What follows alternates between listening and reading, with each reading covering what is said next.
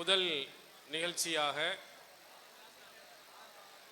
2021 இருந்து 2025 வரை உள்ள வருடங்களில் இஸ்லாமிய கல்லூரியில் படித்த மாணவர்கள் சேர்ந்து கல்லூரியினுடைய அவசிய தேவையான 2 வீலர் 2 சக்கர வாகனம் ஆக்டிவா 125 என்ற வாகனத்தை நமது கல்லூரிக்கு இலவசமாக அந்த மாணவர்கள் வழங்குகிறார்கள். அந்த மாணவர்களிடமிருந்து மாநில தலைவர் ஹாஃபில் அப்துல் கரீம் அவர்கள் பெற்றுக்கொள்வார்கள். மாணவர்கள் 2021-25 மாணவர்கள் அனைவரும் வாங்க.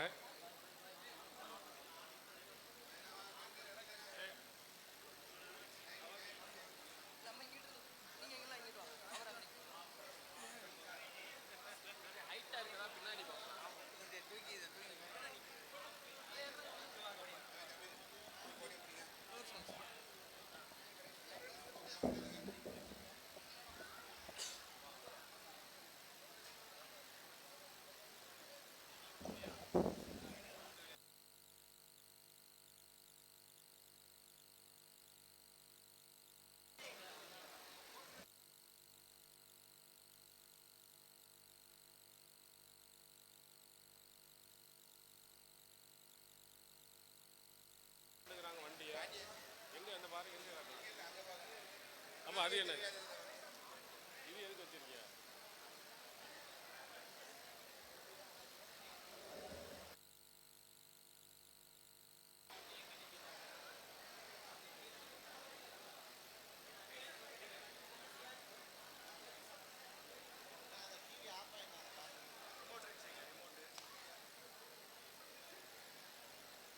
அஸ்ஸலாமு அலைக்கும்.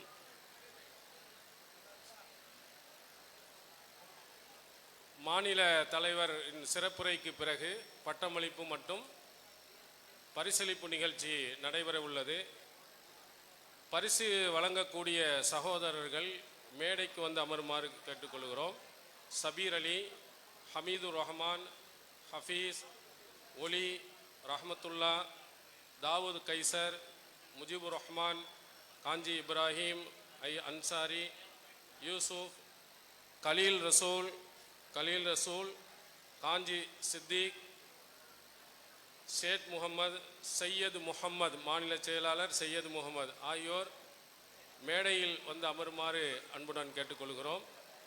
அடுத்ததாக ஒரே ஒரு சகோதரருக்கு மட்டும் திருக்குரான் மனனம் செய்த சகோதரர், அவருடைய தந்தை அபுதாபியில் இருந்து இங்கே ஒரு நாள் விடுமுறையில் வருகை தந்திருக்கிறார். அவருக்கு 10 மணிக்கு ஃப்ளைட் என்பதின் காரணத்தினால் அவருக்கு மட்டும் இப்பொழுது பட்டம் வழங்கப்படுகிறது.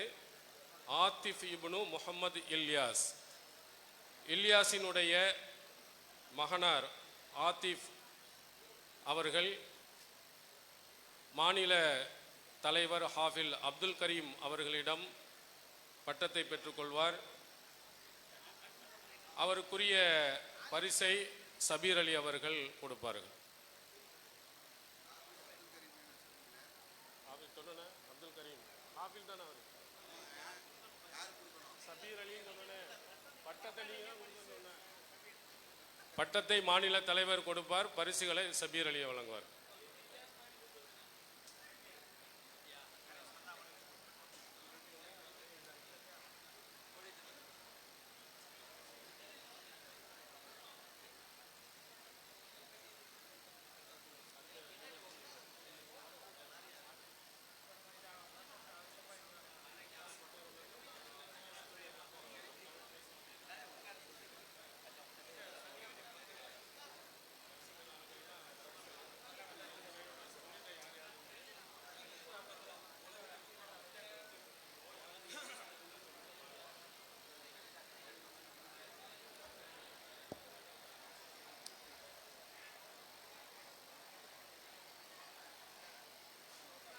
அஸ்ஸலாமு அலைக்கும் வரஹ்மத்துல்லாஹி வபரகாத்துஹு.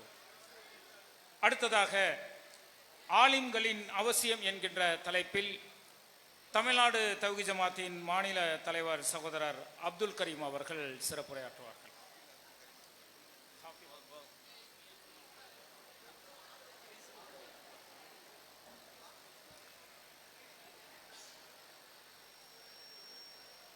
அஸ்ஸலாமு அலைக்கும் வரஹ்மத்துல்லாஹி வபரகாத்துஹு.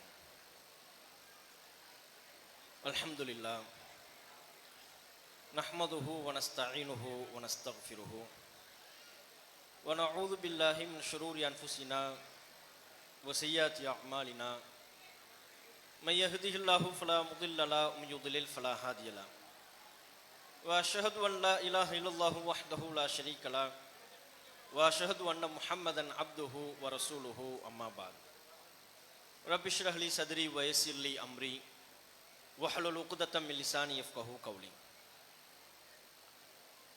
கண்ணியத்திற்குரிய எல்லாம் உள்ள அல்லாஹுவின் நல்லடியார்களே, எல்லாம் உள்ள அல்லாஹுவின் மகத்தான கிருபையினால் நமது ஜமாத்தின் சார்பாக நடத்தப்படுகிற இஸ்லாமிய கல்லூரி மற்றும் ஹிஃபுது மதர்சாவினுடைய பட்டமளிப்பு சான்றிதழ் மற்றும் பரிசளிப்பு நிகழ்ச்சி தற்போது நடைபெற்று கொண்டிருக்கிறது. உலகெங்கிலும் பல்வேறு துறைகளிலே அந்த துறையில் தேர்ச்சி பெறுகிற மக்களுக்கு பட்டமளிப்பு நிகழ்ச்சிகள் நடைபெறுவது வழக்கம். நீதித்துறை, பொறியியல் துறை என்று எண்ணற்ற துறைகளின் சார்பாக உலகெங்கிலும் பட்டம் வழங்கக்கூடிய நிகழ்ச்சியை சிறப்பாக நடத்தி கொண்டுதான் இருக்கிறார்கள். அவைகள் இந்த உலக வாழ்க்கையிலே மனிதர்களுக்கு தேவைதான், அவசியம்தான் என்றாலும் கூட இப்போது நடைபெற்று கொண்டிருக்கக்கூடிய இந்த பட்டமளிப்பு நிகழ்ச்சி அவை அனைத்திலிருந்தும் முற்றிலும் வேறுபட்டு தனித்து சிறப்புற்று விளங்கக்கூடிய ஒன்றாக இருக்கிறது. காரணம், அல்லாஹு ரப்புல் ஆலமீன் இந்த உலக வாழ்க்கையில எதனை மிகச் சிறப்பானது, உயர்வானது என்று சொன்னானோ அவனுடைய மார்க்கத்தை கற்று அதனை பிற மக்கள் மத்தியில எடுத்து சொல்ல வேண்டும் என்கிற நோக்கில் வழங்கப்படுகிற பட்டமளிப்பு நிகழ்ச்சி இது. ஒமன் அஹ்சனு கௌலம் மிம்மன் தஆ இலல்லாஹி வ அமில சாலிஹன் வ கால இன்னனி மினல் முஸ்லிமீன். அல்லாஹ்வை நோக்கி அழைப்பவரை விட அழகிய சொல்லை சொல்பவர் யார்? தானும் நல்ல அமல்களில் ஈடுபட்டு தன்னை முஸ்லிம் என்று உலக மக்கள் மத்தியிலே பறைசாற்றி அல்லாஹ்வை நோக்கி, அவனுடைய வார்த்தையை நோக்கி, அவனுடைய மார்க்கத்தை நோக்கி அழைக்கக்கூடிய நபர்களை விட இந்த உலகில் அழகிய சொல்லை சொல்பவர்கள் யார் என்று கேள்வி எழுப்புகிறான். உலகத்தில் எல்லா துறையும் அவசியம் என்றாலும் கூட, எல்லா துறையிலும் ஒரு இயக்கம் இருந்து கொண்டே இருக்கும் என்றாலும் அவற்றையெல்லாம் விட பன்மடங்கு அதிகமாக இந்த தீனுக்கான துறை, குர்ஆனை கற்கக்கூடிய, குர்ஆனை மனனம் செய்யக்கூடிய, அந்த குர்ஆன் மக்களுக்கு என்ன செய்தியினை சொல்கிறது என்பதை கற்று அறிந்து அதை பிற மக்கள் மத்தியில் எடுத்து சொல்லக்கூடிய இந்த மார்க்கத்திற்கான பணி நடைபெற்று கொண்டே இருக்க வேண்டும். அந்த பணியைத்தான் அல்லாஹு ரப்புல் ஆலமீன் சிறப்பான பணி என்று சொல்கிறான். ஆலிம்களின் அவசியத்தை அறிந்து கொள்வதற்கு முன்பு அல்லாஹ்வினுடைய பார்வையில் ஒரு மனிதனுக்கு, ஒரு முஸ்லிமுக்கு இந்த மார்க்கம் எவ்வளவு அவசியமானது, இந்த தீனுடைய கல்வி எவ்வளவு முக்கியத்துவம் வாய்ந்தது, அதனை நாம் புரிந்து கொள்ள வேண்டும். நபிகள் நாயகம் ஸல்லல்லாஹு அலைஹி வஸல்லம் அவர்கள் ஒவ்வொரு நாளும் அல்லாஹ்விடத்தில் ஒரு பிரார்த்தனை செய்வார்கள். அல்லாஹும்ம அஸ்லிஹ் லி தீனி அல்லதி ஹுவ இஸ்மத்து அம்ரி. இறைவா, என்னுடைய எல்லா காரியங்களுக்கும் எது பாதுகாப்பு அரணோ அத்தகைய இந்த தீனை எனக்கு சீராக்கித்தாள். எப்படி ஒரு பிரார்த்தனையை நபிகள் நாயகம் அவர்கள் அல்லாஹ்விடத்தில் முன்வைக்கிறார்கள்? தம்முடைய பிரார்த்தனையில் முதலாவதாக எதனை கோருகிறார்கள் அல்லாஹ்விடத்தில்?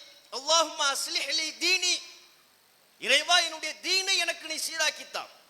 என்னிடத்தில் இந்த தீன் நிலை பெற வேண்டும், என்னுடைய சொல்லில் என்னுடைய செயலில் இந்த தீன் மிளிர வேண்டும், இந்த மார்க்கத்திற்கு நான் முக்கியத்துவம் வழங்க வேண்டும். ஏன்? அல்லதி ஹுவ இஸ்மத்து அம்ரி, அந்த தீன் தானே என்னுடைய காரியங்களின் பாதுகாப்பு அரண். இந்த உலகத்திலே எல்லாவித குழப்பங்களிலிருந்தும் நாம் நம்மை தற்காத்துக் கொள்ள வேண்டும் என்றால், நாம் நம்பக்கூடிய மரணத்திற்கு பிறகான மறுமை வாழ்விலே வெற்றியை நிலைநாட்ட வேண்டும் என்றால் அதற்கு இந்த தீன் எனக்கு முக்கியமானது. இந்த உலகத்தில் நான் ஏமாற்றப்படாமல் இருப்பதற்கு, இந்த உலகத்தில் நான் தரிகட்டு போகாமல் இருப்பதற்கு, இந்த உலகத்தில் சரியான பாதையில் நடைபெறுவதற்கு தீன் எனக்கு முக்கியமானது. தீன் என்பது எது? குர்ஆன் நமக்கு சொல்லித்தரக்கூடிய கல்வி. நபிகள் நாயகம் அங்கே வலியுறுத்தக்கூடிய தீன் என்பது எது? நபிகள் நாயகம் ஸல்லல்லாஹு அலைஹி வஸல்லம் அவர்கள் நமக்கு குர்ஆனை கற்றுத்தந்த ஹதீஸுகள். அந்த தீன் தான் ஒவ்வொரு முஸ்லிமுக்குமான பாதுகாப்பு என்பதை நபிகள் நாயகம் அவர்கள் தம்முடைய பிரார்த்தனையின் மூலம் நிலைநாட்டுகிறார்கள். அப்படி என்றால் ஒரு முஸ்லிமுக்கு இந்த தீனுக்கும் அவனுக்குமான நெருக்கம் என்ன, தொடர்பு என்ன, அவசியம் என்ன என்பதை புரிந்து கொள்ள வேண்டும். இன்னும் சில செய்தியின் வாயிலாக தீனுக்கான அவசியத்தை ரசூலுல்லாஹ் நமக்கு வலியுறுத்தினார்கள். அல்லாஹ்வின் தூதர் சொன்னார்கள், துன்கஹுல் மர்அத்து லி அர்பஇன், ஒரு பெண் 4 காரணங்களுக்காக மனம் முடிக்கப்படுகிறாள். லி ஜமாலிஹா, அவளுடைய அழகை பார்த்து திருமணம் செய்கிறார்கள். ஒலி நசபிஹா, அவளுடைய அந்தஸ்தை பார்த்து திருமணம் செய்கிறார்கள். ஒலி மாலிஹா, அவளிடம் உள்ள சொத்தை பார்த்து திருமணம் செய்கிறார்கள். ஒலி தீனிஹா, அவளிடம் காணப்படுகிற தீன், மார்க்க பற்றி, அதை பார்த்தும் திருமணம் செய்கிறார்கள். இந்த 4ம் அல்லாஹ்வின் தூதர் காலம் தொட்டு இன்றைக்கு வரையிலேயும் நடைமுறையில் இருக்கிறது. சிலருக்கு பொருளாதாரம் முக்கியம், சிலருக்கு அழகு முக்கியம், சிலருக்கு தாம் எந்த பெண்ணை திருமணம் செய்யவிருக்கிறோமோ அந்த பெண் சமூகத்தில் எத்தகைய குடும்ப அந்தஸ்தை பெற்றவள் அது முக்கியம். சிலர் மார்க்க பற்றி பார்ப்பார்கள். இந்த மக்களின் நடைமுறையை குறிப்பிட்டு விட்டு நபிகள் நாயகம் சொன்னார்கள், ஃபல்ஃபர் பிதாத்தி தீன், தீனுடையவளை தேர்வு செய்து வெற்றி பெற்றுக்கொள். அழகில் வெற்றி இல்லை, அந்தஸ்து உள்ள பெண்ணை தேர்வு செய்வதில் வெற்றி இல்லை, பொருளாதாரத்தை நிறைய குவித்து வைத்திருக்கிற பெண்ணை மணப்பெண்ணாக தேர்வு செய்வதில் வெற்றி இல்லை. எந்த பெண்ணிடத்தில் தீன் இருக்கின்றதோ, குர்ஆனினுடைய கல்வி இருக்கின்றதோ, சுன்னா நபிகள் நாயகம் ஸல்லல்லாஹு அலைஹி வஸல்லம் அவர்களின் நபிமொழிகளை நடைமுறைப்படுத்தக்கூடிய பற்று இருக்கின்றதோ, அந்த பெண்ணை நீ மணப்பெண்ணாக தேர்வு செய்வதன் மூலம் வெற்றி பெற்றுக்கொள் என்று நபிகள் நாயகம் ஸல்லல்லாஹு அலைஹி வஸல்லம் அவர்கள் சொன்னார். ஒரு மனிதனின் வெற்றியை இங்கேயும் அல்லாஹ்வின் தூதர் தீனோடு இணைக்கின்றார்கள். குர்ஆன்ல தான்ப்பா உனக்கான வெற்றி இருக்கு. உன்னுடைய வாழ்வில் திருமணம் என்பது மிக முக்கியமான ஒரு அங்கம். ஆணாக இருந்தாலும் பெண்ணாக இருந்தாலும் அவர்கள் இருவருக்குமான செய்திதான் அது.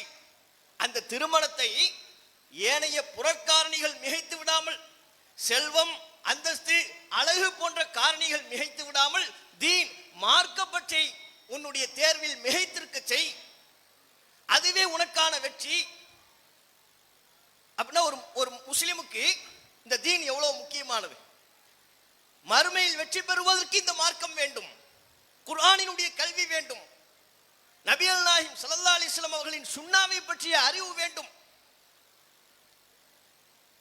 எந்த அளவிற்கு இது முக்கியம் என்றால், ஒரு நாட்டை பாதுகாப்பதில் இராணுவத்தை கட்டமைப்பது எப்படி முக்கியமோ, இராணுவ தளவாடங்களை ஏற்படுத்துவது, போர் கருவிகளை உற்பத்தி செய்வது, இதுவெல்லாம் ஒரு நாட்டிற்கு எப்படி முக்கியமோ அதுபோல சமூகம் சீர்கெடாமல் அவர்களின் சிந்தை பாதுகாக்கப்பட வேண்டும் என்றால், அவர்களின் ஒழுக்க வாழ்வு சிதைக்கப்படாமல் இருக்க வேண்டும் என்றால், அங்கே தீனை நிலைநாட்டக்கூடிய ஆலிம்கள், மார்க்கத்தை கற்றறிந்த, திருக்குர்ஆனை கற்றறிந்த, நபிமொழியை கற்றறிந்த ஆலிம்களின் இருப்பும் மிக மிக அவசியமானது. நாட்டையும் நாட்டு எல்லையை பாதுகாப்பதற்கு இராணுவ வீரர்கள் தேவை.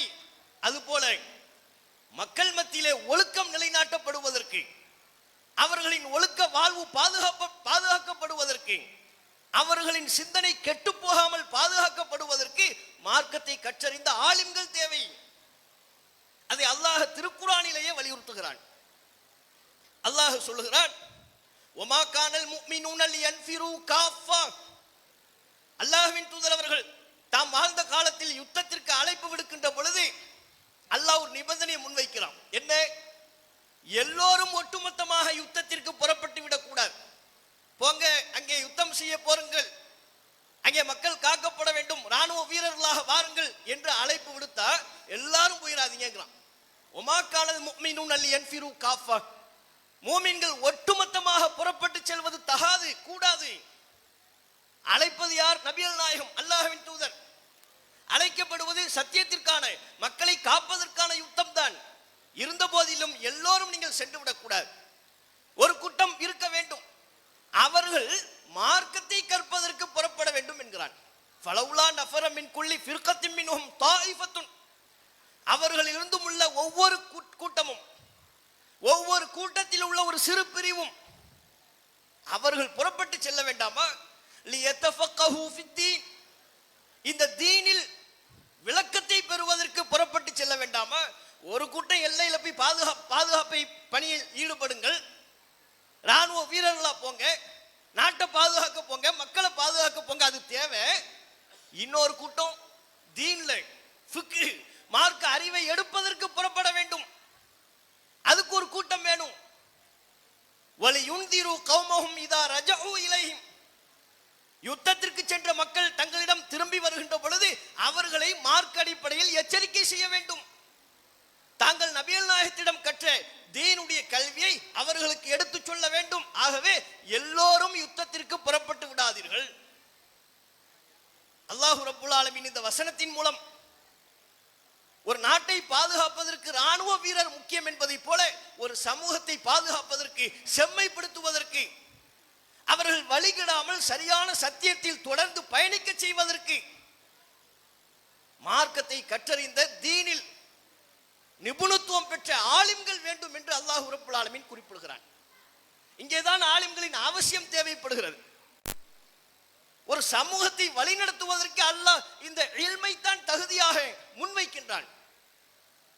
இஸ்ரவேல் சமூகத்திலே தங்களுக்கு யுத்தம் செய்வதற்கு, தலைமை தாங்குவதற்கு ஒரு மன்னர் வேண்டும் என்றார்கள். அல்லாஹ் அந்த தூதர் மூலமாக சொன்னான், இன்னல்லாஹ கது பஅஸலக்கும் தாலூத்த மலிகா, அல்லாஹ் உங்களுக்கு தாலூத் என்பவரை மன்னராக நியமித்து விட்டான், அவர் அல்லாஹ் உங்களுக்கு மன்னராக அனுப்பிட்டான் என்று தன்னுடைய தூதர் மூலமாக அல்லாஹ் சொன்னான். அப்போது இஸ்ரவேல் சமூகத்தை சார்ந்த அந்த மக்கள் கேட்டார்கள், அவருக்கு எப்படி அதிகாரம் வரும்? அவர் எப்படி மன்னரா இருக்க முடியும்? வலம் யூத்த சாத்தம் மினல் மால், அவருக்கு செல்வம்லாம் இல்லையே. மன்னராக இருக்க வேண்டும் என்றால் அவர் செல்வ வசதி படைத்தவராக இருக்க வேண்டும், செல்வத்தில் கொளிக்க வேண்டும், பொருளாதாரத்தில் திளைத்திருக்க வேண்டும். அந்த வசதியெல்லாம் அவர்கிட்ட இல்லை. அவர் எங்களை ஆட்சி செய்யக்கூடாது, எங்களுக்கு அவர் மன்னராக இருக்கக்கூடாது. ஏன் அவர் மன்னராக இருக்கக்கூடாது என்பதற்கு அவர்கள் சொன்ன ஒரே காரணம், அவரிடத்தில் பொருளாதாரம் இல்லை. அதான் காரணம். அல்லாஹ் தன் தூதர் மூலமா அந்த மக்களுக்கு பதில் சொல்றான், அவர்கிட்ட பொருளாதாரம் இல்லாம இருக்கலாம், அல்லாஹ் அவரை தேர்வு செஞ்சுட்டான், அவர் தான் உங்களை வழிநடத்த போறார். இந்த யுத்தத்தில் உங்களை வழிநடத்துகிற தளபதி அவர்தான், உங்களுக்கான மன்னர் அவர்தான். ஏன் அவருக்கு பொருளாதாரம் இல்லாம இருக்கலாம், வஸாதஹு பஸ்தத்தன் ஃபில் இல்மி வல் ஜிஸ்ம், அவருக்கு கல்வி ஞானத்தில் விசாலமான கல்வி ஞானத்தை அல்லாஹ் அதிகப்படுத்தி இருக்கிறான். இல்மு இருக்குப்பா அவருக்கு. இல்மு என்று அல்லாஹ் குறிப்பிடுவது அல்லாஹ் நமக்கு கற்றுத்தரக்கூடிய இல்மு. இறைவனின் புறத்திலிருந்து மக்களை வழிநடத்துவதற்கு தேவையான வஹி என்கிற இல்மு, இறை செய்தி என்கிற கல்வி, அது அவருக்கு இருக்கு. அல்லாஹ் அதை அவருக்கு கூடுதலாகவே கொடுத்திருக்கிறான். அதுக்கப்புறம் யுத்தத்தில் பங்கெடுப்பதற்கு என்ன வேண்டும்? ஒரு மன்னருக்கு என்ன வேண்டும்? உடல் வலிமை வேண்டும். வல் ஜிஸ்ம், அல்லாஹ் அவருக்கு உடல் வலிமையும் தந்திருக்கிறான். காசு பணம் இல்லாம இருக்கலாம், இன்ன பிற காரணிகள் அவரிடத்தில் இல்லாமல் இருக்கலாம், கல்வி ஞானம் அவர்கிட்ட இருக்கு, இல்மு இருக்கு. அதுதான் உங்களை வழிநடத்துவதற்கு தகுதி. ஆகவே அவர்தான் உங்களுக்கு மன்னர் என்று அல்லாஹ் ரப்புல் ஆலமீன் இந்த வரலாற்று சம்பவத்தை திருக்குர்ஆன் வாயிலாக சொல்லி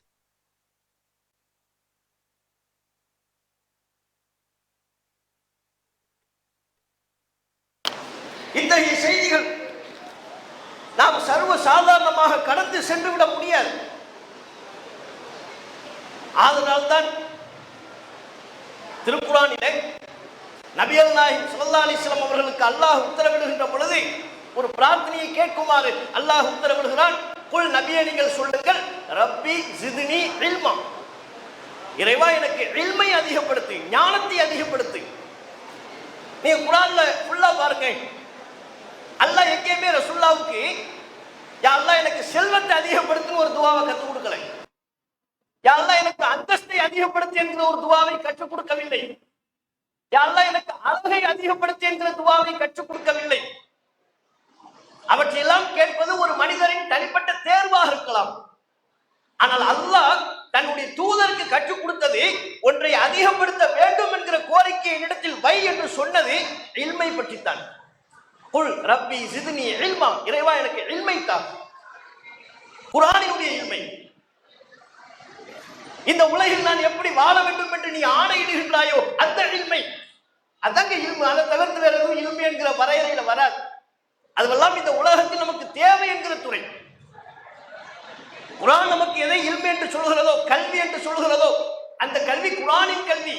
நபிகள் நாயகம் ஸல்லல்லாஹு அலைஹி வஸல்லம் அவர்கள் சொன்னார்களே, மன் சலக்க தரீகன் யல்தமிசு பிஹி இல்மன் ஸஹலல்லாஹு லஹு தரீகன் இலல் ஜன்னah. எவர் ஒருவர் இல்மை தேடி, கல்வியை தேடி ஒரு பாதையில் பயணிப்பாரோ அவர் சொர்க்கம் செல்வதற்குரிய பாதையை அல்லாஹ் எளிதாக்குகிறான் என்று சொன்னார்களே. சொர்க்கத்திற்கு வழிகாட்டக்கூடிய கல்வி. எந்த கல்வி நமக்கு சொர்க்கத்திற்கு வழிகாட்டுகிறதோ, எந்த கல்வி நமக்கு ஒழுக்கத்தை போதிக்கின்றதோ, எந்த கல்வி நமக்கு இறையச்சத்தை அதிகப்படுத்துகின்றதோ, எந்த கல்வி மரணத்திற்கு பிறகான வாழ்க்கை உண்டு என்பதை நமக்கு சொல்லித் தருகிறதோ, எந்த கல்வி நாளை மறுமை நாளில் நாம் அனைவரும் ஒன்று திரட்டப்படுவோம், அல்லாஹ் நம்முடைய வாழ்வை பற்றி கேள்வி எழுப்புவான், அங்கே நாம் இறைவனுக்கு பதில் சொல்லியே ஆக வேண்டும் என்கிற சிந்தனையை நம்முடைய உள்ளத்தில் ஆழமாக பதிக்கின்றதோ அதுதான் கல்வி. அந்த கல்விதான் சொர்க்கத்திற்கு வழிகாட்டக்கூடிய கல்வி என்று நபிகள் நாயகம் ஸல்லல்லாஹு அலைஹி வஸல்லம் அவர்கள் நமக்கு சொல்லித் தருகிறார். இந்த தருணத்துல கல்விக்கு அல்லாஹ் இப்படி முக்கியத்துவம் கொடுக்கிற காரணத்தினால்தான் இந்த கல்வியை கற்பதில் ஈடுபடக்கூடிய ஹாஃபில்களையும் ஆலிம்களையும் அல்லாஹ் பல இடங்கள்ல சிறப்பித்து சொல்கிறான், சிலாகித்து சொல்கிறான். ஏன்? அவர்கள் தேர்வு செய்யக்கூடிய துறை எது? தீனுடைய துறை. குர்ஆனை நான் மனனம் செய்ய புறப்படுகிறேன். அது ஒரு சிலருக்கு 1.5 ஆண்டுகளில் முடியலாம், அபூர்வம். இன்னும் சிலருக்கு 2 ஆண்டுகள், 3 ஆண்டுகள், ஏன் 4 ஆண்டுகள் கூட எடுக்கும். இருந்த போதிலையும் அந்த ஆண்டுகளை குர்ஆனை நான் மனனம் செய்வதற்கு ஒதுக்குகிறேன் என்று அவரும் அவருடைய பெற்றோர்களும் வருகிறார்கள் என்றால் அல்லாஹ்விடத்தில் அவர்கள் சிறப்பு பெறுகிறார்கள். இந்த காரணத்தினால் குர்ஆனை நான் மனனம் செய்துவிட்டேன், இப்போது நான் நபி மொழியை கற்றுக்கொள்ள வேண்டும், சுன்னா எது என்பதை கற்றுக்கொள்ள வேண்டும், அதை மக்கள் மத்தியில் நிலைநாட்ட வேண்டும் என்று மார்க்கத்தை கற்றுக்கொள்வதற்குரிய பணிகளில் தம்மை யார் ஈடுபடுத்திக் கொள்கிறாரோ அவர் அல்லாஹ்விடத்தில் சிறப்பு பெறுகிறார். தௌஹீதுக்கு அல்லாஹ் அவங்கள சாட்சியாக்கலாம். ஷஹீதல்லாஹு அன்னஹு லா இலாஹ இல்லா ஹுவ வல் மலாயிகத்து, வணக்கத்திற்குரியவன் அல்லாஹ்வை தவிர வேறு யாரும் இல்லை என்று அல்லாஹ் சாட்சி கூறுகிறான். வல் மலாயிகத்து, மலக்குமார்களும் சாட்சி கூறுகிறார்கள். எதற்கு? தௌஹீதுக்கு. வணக்கத்திற்குரியவன் அல்லாஹ் ஒருத்தன் தான். அல்லாஹ்வை தவிர இங்கு இந்த உலகத்தில், இந்த பூமியில் எதுவும் வணங்கப்பட வேண்டியவை அல்ல. கல்லோ மண்ணோ மரமோ செடியோ மனிதனோ மகானோ இறை தூதர்களோ வணங்கப்பட வேண்டியவர்கள் அல்ல. அல்லாஹ் மட்டும் தான் வணங்கப்பட வேண்டியவன். அல்லாஹ்வை தவிர இந்த உலகில் உள்ள அனைத்தும் அவனால் படைக்கப்பட்ட படைப்பினம். அந்த படைப்பினத்திற்கு முன்பாக கையேந்தி பிரார்த்தனை செய்யக்கூடாது, அந்த படைப்பினத்திற்கு முன்பாக சஜ்தா செய்துவிடக் கூடாது, அந்த படைப்பினத்தை எந்த வகையிலும் அல்லாஹ்விற்கு இணையாக ஆக்கிவிடக் கூடாது. இந்த தௌஹீதுக்கு அல்லாஹ் சாட்சியாக, நான் சாட்சிங்கிற அல்லாஹ் தன்னையே சாட்சியாக்குறான். நான் சாட்சி, இறைவன் நான் ஒருத்தன் தான். நான் தான் வானத்தை படைச்சேன், நான் தான் பூமியை படைச்சேன், நான் தான் எல்லாவற்றையும் படைத்தேன். இதில் எந்த நபருக்கும் கூட்டில்லை, பங்கில்லை. இதுக்கு நான் சாட்சி. அல்லாஹ் அடுத்து யாரை சாட்சி கூப்பிடுறான்? வல் மலாயிகத்து, மலக்குமார்கள் சாட்சி. தௌஹீத் கொள்கைக்கு மலக்குமார்கள் சாட்சி. அதற்கு அடுத்தபடியாக அல்லாஹ் சொல்கிறான், உலுல் இல்மி காயிமம் பில் கிஸ்த், நீதியை நிலைநாட்டுகிற கல்விமான்கள் அவர்களும் சாட்சி. தௌஹீதுக்கு அல்லாஹ் யாரை சாட்சியா கொண்டு வர்றான்? தனக்கு பிறகு மலக்குமார்களுக்கு பிறகு நீதியை நிலைநாட்டும் ஆலிம்கள், அல்லாஹ்வை அஞ்சி செயல்படக்கூடிய ஆலிம்கள், கல்வியாளர்கள், அவர்கள் சாட்சி. அப்ப அல்லாஹ் கல்வியாளர்கள் எப்படி பார்க்கலாம் பாத்தீங்களா? கல்வி, மார்க்க கல்வியை கற்றவரும் மார்க்க கல்வியை கற்றாதவரும் கல்லாதவரும் அல்லாஹ்விடத்துல சமம் இல்லை. இந்த உலகத்தில் அவர் மதிப்பில்லாம இருக்கலாம், இந்த உலகத்தில் அவர் யாருன்னே தெரியாதவரா இருக்கலாம், யூடியூப் ஸ்டாரா இல்லாம இருக்கலாம், பேஸ்புக் ஏதோ ஒரு ஓரத்தில் அமர்ந்து கொண்டு குர்ஆனை கற்றுக் கொடுத்து நபிமொழிகளை கற்றுக் கொடுத்து மக்கள் மத்தியில் அதை பிரச்சாரம் செய்யக்கூடிய ஒரு நபர் இருப்பாரையானால் அவரும் அந்த பணியில் தம்மை ஈடுபடுத்திக் கொள்ளாத ஏனைய நபர்களும் இறைவனிடத்தில் சமம் இல்லை.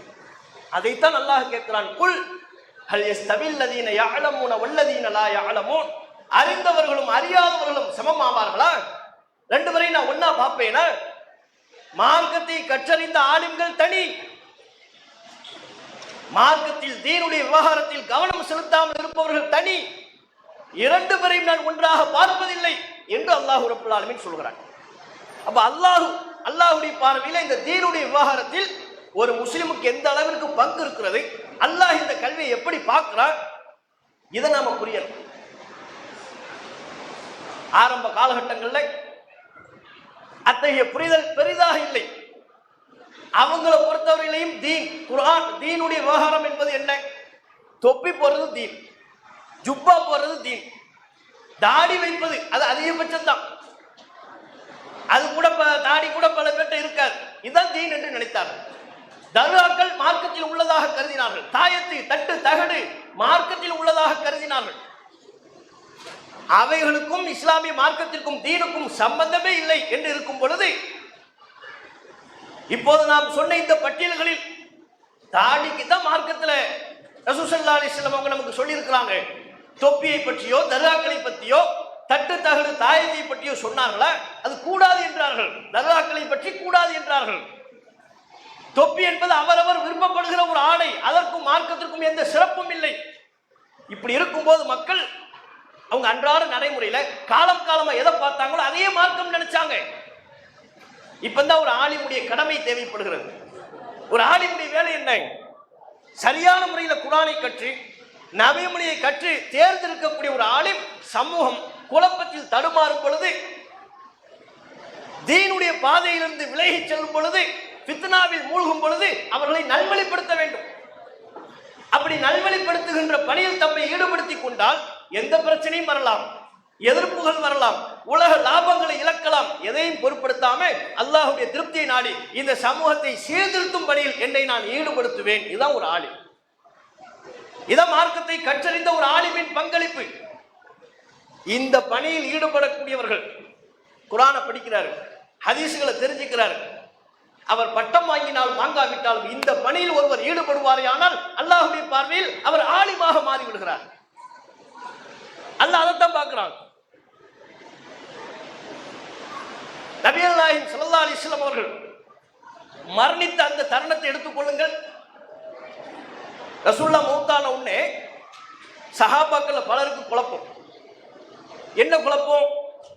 என்ன ரசூலுல்லாஹ் மௌத்தாயிட்டாங்க, இதுக்கப்புறம் நம்முடைய பாதை என்ன, ரூட் என்ன? ஒரு சில நபித்தோழர்கள் நபிகள் நாயகம் அவர்கள் மரணிக்கவில்லை, திரும்பி எழுந்து வருவார்கள் என்றே நம்பினார்கள். அப்படியான ஒரு குழப்பம். அல்லாஹ்வின் தூதர் இன்னும் மரணிக்கவில்லை, திரும்பி எழுந்து வருவார்கள் என்று நம்பிக்கொண்டிருந்த அந்த நேரத்தில் அங்கதான் ஒரு ஆலிம் தேவைப்படுறார். குர்ஆனை கற்றறிந்த ஒரு ஆலிமுடைய பங்களிப்பு அங்கே தேவைப்படுகிறது. அபூபக்கர் ரலியல்லாஹு அன்ஹு மக்களை சந்திக்கின்றார். நபிகள் நாயகம் ஸல்லல்லாஹு அலைஹி வஸல்லம் அவர்களின் மரணம் குறித்த குழப்பத்தை பார்க்கிறார். சில பேர் மௌத்தா போகலங்கிறாங்க, சில பேர் உயிர் பெற்று திரும்பி எழுந்து வருவதாக சொல்கிறார்கள். இது எல்லாத்தையும் பார்க்கிறார். பார்த்துட்டு தம்முடைய மார்க்கத்தினுடைய கல்வியை கொண்டு மக்கள் மத்தியில் சத்தியத்தை எடுத்துரைத்தார். நபிகள் நாயகத்தின் உடலை பார்த்த மாத்திரத்தில் சொன்னார், திபுத்த ஹய்யவோ மையித்தா, நீங்கள் உயிரோடு இருக்கும் போதும் நறுமணம் கமழ்ந்தீர்கள், அல்லாஹ்வின் தூதர் தூய்மையை பேணினார்கள், நீங்கள் மரணித்ததற்கு பிறகும் நறுமணம் கமழ்கிறீர்கள் என்று அல்லாஹ்வின் தூதர் மரணித்து விட்டார்கள் என்கிற ஹக்கை, சத்தியத்தை எடுத்து சொன்னார்கள். மக்கள் எல்லாம் அழைத்தார்கள். ஒவ்வொருவரும் அந்த கூட்டத்தில் உரை நிகழ்த்த வேண்டும் என்று விரும்பினார்கள். தத்தமது எண்ணத்தில் உள்ளதை உரையாக கற்பனை செய்து வடிவமைத்தார்கள். அனைவருக்கு முன்பாக அபூபக்கர் அவர்கள் எழுந்து மக்கள் மத்தியில் உரை நிகழ்த்தினார். அறிந்து கொள்ளுங்கள், மன்கான யஅபுது முஹம்மதன், முஹம்மதை யாரெல்லாம் வணங்கிக் கொண்டிருந்தார்களோ அவர்கள் விளங்கிக் கொள்ளட்டும், புரிந்து கொள்ளட்டும். ஃபஇன்ன முஹம்மதன் கதுமாத், முஹம்மது மரணித்து விட்டார். அவர் மரணிப்பார் என்பதை குர்ஆனில் அல்லாஹ் முன்பே சொல்லிவிட்டான். இன்னக்க மையத்துன் வ இன்னஹும் மையத்துன், நீங்களும் மரணிப்பவர் தான், அவர்களும் ஒரு நாள் மரணித்துத்தான் ஆக வேண்டும். அல்லாஹ் குர்ஆனில் நமக்கு முன்பே சொல்லிவிட்டான். ஒரு நாள் நபிகள் நாயகம் நம்மை விட்டு செல்வார்கள் என்பதை அல்லாஹ் குர்ஆனில் பதிவு செய்து விட்டான். இதோ இப்போது சென்று விட்டார்கள், மௌத்தாயிட்டாங்க. விளங்கிக்கங்க, முஹம்மதை யார் வணங்குகிறீர்களோ முஹம்மது மரணித்து விட்டார். அல்லாஹ்வை யார் வணங்குகிறார்களோ அவர்கள் புரிந்து கொள்ளட்டும், ஃபஇன்னல்லாஹ ஹய்யுன் லா யமூத். அல்லாஹ் தான் நித்திய ஜீவன், அவன் என்றென்றைக்கும் உயிரோடு இருப்பவன், அவனுக்கு மரணமே இல்லை. மரணம் இல்லாதவன் அல்லாஹ் ஒருவன் தான் என்கிற சத்திய கொள்கையை குழப்பத்தில் இருந்த நபித்தோழர்களுக்கு மத்தியில் தெள்ள தெளிவாக போட்டுடைத்தார். எது அவர்களை இவ்வாறு திறம்பட செயல்பட வைத்தது? அபூபக்கர் ரலியல்லாஹு அன்ஹுவுடைய மார்க்க கூர்மை, குர்ஆனினுடைய அறிவு, அல்லாஹ்வின் தூதரோடு தாம் வாழ்ந்த காலத்தில் நபிகள் நாயகத்திடம் இருந்து பெற்ற சத்தியத்தின் துணிவு, அதை மக்கள் மத்தியில் சொன்னார் அல்லவா? அந்த விஷயத்தில் சஹாபாக்கள் பிளவுபடவிருந்த நேரத்திலே அவர்களை சத்தியத்தின்பால் ஒருங்கிணைத்தார்கள் அல்லவா? இதாங்க ஒரு ஆலிம் செய்யணும். வெறுமனை நாங்கள் 7 ஆண்டுகள் மார்க்கம் படித்தோம் என்று சொல்வதில் பெருமை இல்லை. மக்கள் மத்தியில் மூட நம்பிக்கை கதைகளை பரப்புவதிலையும் அவர்கள் காலம் காலமாக கடைபிடிக்கக்கூடிய மூட நம்பிக்கைகளுக்கு உயிர் கொடுப்பதிலையும் ஈடுபடக்கூடியவர்கள் அல்லாஹ்வின் பார்வையில் ஆலிம்கள் அல்ல. ஒருவர் சத்தியத்தை தெரிஞ்சு அதை மக்கள் மத்தியில் 4 பேர்ட்ட சொல்வதற்காக பாடுபடுறாரு பாருங்க, அப்படிப்பட்ட ஒவ்வொருவரும் அல்லாஹ்வுடைய பார்வையில் ஆலிம். இன்றைக்கு மக்களத்தில் என்னவெல்லாம் குழப்பங்கள் இருக்கிறது. மார்க்கத்தினுடைய பாதையை விட்டு, தீனுடைய பாதையை விட்டு விலகி செல்கிறார்கள். மிக குறிப்பாக வளரும் தலைமுறை, அடுத்த ஜெனரேஷன், இப்போது இளைஞர்களாக இருப்பவர்கள், அவர்களுக்கும் மார்க்கத்திற்கும் சம்பந்தமே இல்லை என்கிற ஒரு நிலை ஏற்படுகிறது. மார்க்கத்தின் மீது அவர்களுக்கு ஈர்ப்பில்லை, குர்ஆனின் மீது அவர்களுக்கு ஈர்ப்பில்லை, சுன்னாவின் மீது, நபிகள் நாயகத்தின் நடைமுறையின் மீது துளியும் ஈர்ப்பில்லாத ஒரு சமூகம் உருவாகி கொண்டிருக்கிறது, பெருகிவிட்டது. இந்த நேரத்தில் ஆலிம்கள் எல்லாம் இல்லை என்றால், சத்தியத்தை பிரச்சாரம் செய்யக்கூடிய நபர்கள் இல்லை என்று சொன்னால், இன்னும் ஒரு 20 வருஷத்துல என்ன ஜெனரேஷன் வரும்? குர்ஆன்லாம் படிக்கணுமா? குர்ஆன்னா என்னன்னு கேட்பான். ஜும்மாவுக்கு வந்து பார்த்தா நீ எதுக்கு இப்படி உட்கார்ந்து பேசிக்கிட்டு இருக்கிறாங்க, எதுக்கு ஜும்மா? வெறும்னா அல்லான்னு சொல்லிட்டு போயிட வேண்டியதுதானே? அந்த நிலைக்கு வந்துடுவாங்க. குர்ஆனை கொடுத்து ஓதுப்பான ஓத தெரியாது, ஒரு ஹதீஸை சொல்லுப்பான்னு கேட்டா சொல்ல தெரியாது. நீங்க அந்த கூட்டம் வராதுன்னு நினைக்கிறீங்களா? இப்போதே இருக்கிறார்கள் பலர். அவங்க மெஜாரிட்டி ஆகிடக்கூடாதுன்னு நம்ம சொல்றோம். இப்போ உள்ள இளைஞர்கள் பலருக்கு தெரியல. நம்ம ஜும்மாவில் பார்க்குறோம், ஒரு இளைஞர் வர்றாரு, ஜும்மாவில் உட்கார்ந்து இருக்கிறார். அவர்களுக்கும் தீனுக்குமான தொடர்பை நீங்க யோசிச்சு பாருங்க. ஜும்மாவில் உட்கார்ந்து போன்ல விளையாண்டுட்டு இருக்கிறார், பப்ஜி விளையாண்டுட்டு இருக்கிறார், ஃப்ரீ ஃபயர், இது ஜும்மாவில். அப்படின்னா அவர்கிட்ட தீனுடைய கல்வி எப்படி இருக்குன்னு பாருங்க. அவர் ஆவேசமா பேசிக்கிட்டு இருக்கிறார் ஜும்மாவில், இவங்க உட்கார்ந்துக்கிட்டு கேம் விளையாண்டுட்டு இருக்கிறான். சின்ன பையன் இல்லை, அவன் எருமாடு சைஸுக்கு வளர்ந்துருக்கான். அப்ப என்ன அவனுடைய மார்க்க தொடர்பு என்ன? ஜும்மாவில் வந்தா இமாம் நிகழ்த்தக்கூடிய உரையை கேட்கணுங்கிற அடிப்படையே தெரியலையே, அது கூட தெரிய வேண்டாம். ஜும்மாவில் பள்ளிவாசலுக்கு வர்றதனுடைய நோக்கமே தெரியலையே. அங்க வந்து உட்கார்ந்துக்கிட்டு பேஸ்புக் பார்த்துக்கிட்டு இருக்கிறாரு, அங்க வந்து உட்கார்ந்து கொண்டு கேம் விளையாண்டு கொண்டிருக்கிறார். ஒரு தடவை தலைமையில் ஒரு ஜும்மா நடக்குது. இந்த பிப்ரவரி 14 காதலர் தினத்தை பத்தி பேசிக்கிட்டு இருக்கிறாங்க. அப்ப நம்ம ஜும்மாவுக்கு போல பள்ளியாசல உட்கார்ந்துருந்தோம். காதலர் தினத்தை பத்தி பேசிக்கிட்டு இருக்கும்போது 2 யங்ஸ்டர் நம்ம இட பக்கத்தில் உட்கார்ந்துட்டு இருக்கிறாங்க. 2 பேர்ல ஒருத்தன் சொல்றான், உன்னை பத்தி தான் பேசுறாரு. இந்த பக்கத்துல இருந்து அவன் இந்த சைட்ல இருந்து வர்றான். பாய் அவன் என்ன சொன்னான்னு கேளுங்கிறான். எது நம்மள இவன்கிட்ட இருந்து கேட்டு அவருக்கு அந்த செய்தியை பாஸ் பண்ணணுமா? அல்ல, புனிதமான வேலை இல்லை. ஜும்மாவில் பேசக்கூடாதுங்கிற ஒழுக்கம் தெரியல, அதப்பு தெரியல. இளைஞர்கள், யங்ஸ்டர், தீனுடைய அடையாளமே இடத்தில் இல்லாமல் இருக்கிறது. கிழிஞ்ச பேண்ட போடுறாங்க, கிழிஞ்ச பேண்ட போடுறாங்க. எப்படி நியாயப்படுத்துறாங்க? நீங்க சொல்லுங்க பதில். அது எப்படி நியாயம்? முட்டுக்கால ஃபுல்லா கிழிஞ்சிருக்கு, ஏன் கிழிச்சு விட்டுருக்கான் பிளேடை வச்சு. இந்த பக்கமும் கிழிச்சிருக்கான் பிளேடை வச்சு. 10ஆம் குறைக்கு பாக்கெட்டை வேற கிழிக்கிறான். இந்த பக்கம் கையில இந்த பக்கெட் வேற ஜீன்ஸ் ஷர்ட்டை போட்டுக்கிட்டு இங்க கிழிக்கிறான். கேட்டா ஃபேஷன்ங்கிறான். அது எப்படி கிழிஞ்சு நல்லா இருக்கிற ஆடையை கிழிச்சுக்கிட்டு அதை எப்படி ஃபேஷன் சொல்ல முடியும்? அதை எப்படி பெற்றோர்கள் அனுமதிக்கிறாங்க, சரி காண்கிறார்கள்?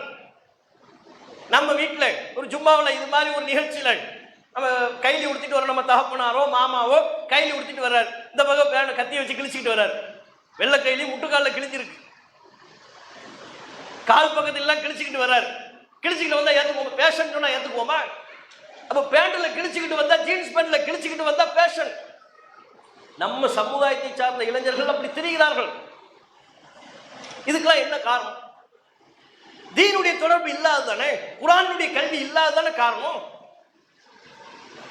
ஒரு காலத்துல திருமணங்கள் நடைபெறுகின்ற பொழுது அந்த திருமணங்கள் எல்லாம் இஸ்லாத்தை மீறிய சடங்கு சம்பிரதாயம் என்று பார்த்தால் குறிப்பிட்ட சிலவை. வாழைப்பந்தல் கட்டியிருப்பாங்க, ஆரத்தி எடுப்பாங்க, ஒரு நாகூரணிப்பா பாட்டு, இவ்வளவுதான். விரல் விட்டு நீங்க எண்ணிடலாம். ஆனா இன்னைக்கு அந்த வாழைப்பந்தலை தாண்டி, ஆரத்தி எடுக்கிறத தாண்டி சினிமா பாட்டு, ஆடல் பாடல், பட்டாசு வெடிக்கிறது. உள்ளுக்குள்ள இது மாதிரி ஒரு மண்டபத்தில் கல்யாணம் நடக்குதுன்னு வைங்க, உள்ளுக்குள்ள சினிமா பாட்டு அப்படி அதிருது. ஸ்பீக்கர்ல எல்லாம் சினிமா பாட்டை போட்டு மாப்பிள்ளை தவறாம தொப்பி போட்டிருப்பாரு. அது ரொம்ப முக்கியம் இல்லை. ஜுப்பா போட்டிருப்பாரு, தொப்பி போட்டிருப்பாரு, முகமே தெரியாத அளவுக்கு மாலையை போட்டிருப்பாரு. அப்படியே ஃபுல்லா முகம் ஃபுல்லா தனித்தனி மாலையா தொங்கும். மாப்பிள்ளை நண்பர் மாப்பிள்ளையை பார்க்கறதா இருந்தா கூட அதை விளக்கித்தான் பார்க்கணும். பாய் நாளைக்கு நல்லா இருக்கீங்களா, அதை விளக்குனா தான் முகமே தெரியும். முகத்தையும் மறைக்கிற அளவுக்கு மாலை எல்லாம் போட்டுக்கிட்டு இருப்பாரு. அஜரத்தும் உட்கார்ந்து இருப்பாரு. ஆனா என்ன, ஸ்பீக்கர் அதுல பாட்டு. மாப்பிள்ளை தோழர்கள்ங்கிற சில ஷைத்தான்கள், இப்லீஸ்கள் இருப்பாங்க. அவங்க வந்து என்ன அப்படியே இந்த கலர் அடிக்கிறது, ஸ்ப்ரே தூவுறது, அவங்க உட்கார்ந்துக்கிட்டு ஆடுறது. பிரமத கலாச்சாரத்தை அப்படியே காப்பி அடிக்க ஆரம்பித்து விட்டார்கள். திருமணம் நடக்கும் பொழுது இப்படி கையெழுத்து போட்டான்னு வைங்க, உடனே கிளம்பிடுறாங்க. இந்த மாப்பிள்ளை தோழர்கள்ங்கிற இப்லீஸ் எங்க உட்கார்ந்தாங்க தெரியல, வந்து தும்மு தும்முன்னு பாட்டு போட்டு ஆட ஆரம்பிக்கிறாங்க, டான்ஸ் ஆடுறாங்க. அதை விட இன்னும் சில ஊர்களில் உள்ள கொடுமை, ஸ்டேஜில் மாப்பிள்ளை பொண்ணு மட்டும் இருக்க மாட்டாங்க. இங்க பாட்டுக்கிட்டு மாப்பிள்ளை வராரு பொண்ணு வராருன்னு பாட்டு இருக்கும். எங்கடா மாப்பிள்ளையும் காலம் பொண்ணையும் காலம்னா கூட்டத்தை பொழந்துக்கிட்டு வருவார் புல்லட்ல. அந்த புல்லட்டுக்கு பின்னால இவங்க முன்னால உட்கார்ந்துருப்பாங்க, அந்த அம்மா ஸ்ரீதேவி பின்னால உட்கார்ந்துருப்பாங்க. இன்னும் கையெழுத்தே ஆகல, திருமண ஒப்பந்தமே முடியல. அதுக்குள்ள மாப்பிள்ளை வராரு பொண்ணு வராரு, ரெண்டு பேரும் ஒரே புல்லட்ல கூட்டத்தை பொழந்துக்கிட்டு நடுவுல வர்றாரு. இங்கிட்டு புல்லட்டை ஸ்டாண்ட் பண்ணிக்கிட்டு அதை நிப்பாட்டிட்டு இப்படி மேடை ஏறிடுவாங்க. இந்த கல்ச்சர்லாம் நடக்குது நம்ம சமுதாயத்தில். பட்டாசு வெடிக்கிறாங்க, ஆடல் பாடல் நடக்குது. திருமணம் ஒரு நம்ம சமுதாய திருமணத்தை பார்த்தா இது நம்ம சமுதாய திருமணமா என்று ஆச்சரியப்படக்கூடிய அளவிற்கு பிளக்ஸ் வைக்கிறதுல இருந்து பேனர் கட்டுறதுல இருந்து எல்லா கல்ச்சரும் இவங்க இடத்துல வந்துருச்சு. இது எப்படி வருது? இப்படி வரும் பொழுது மார்க்கத்தை கற்றறிந்தவர்கள் அமைதியாக இருக்க முடியுமா? ஒரு சமூகம் ஒழுக்கத்தில் தவறும் பொழுது, மார்க்கத்தின் பாதையை விட்டு விலகி பயணிக்க முற்படும் பொழுது நாம் அதை வேடிக்கை பார்த்து கொண்டிருக்க முடியுமா? இங்கேதான் சமுதாயத்தை சீர்திருத்துவதற்கு ஆளுங்களின் தேவை அவசியமாகிறது.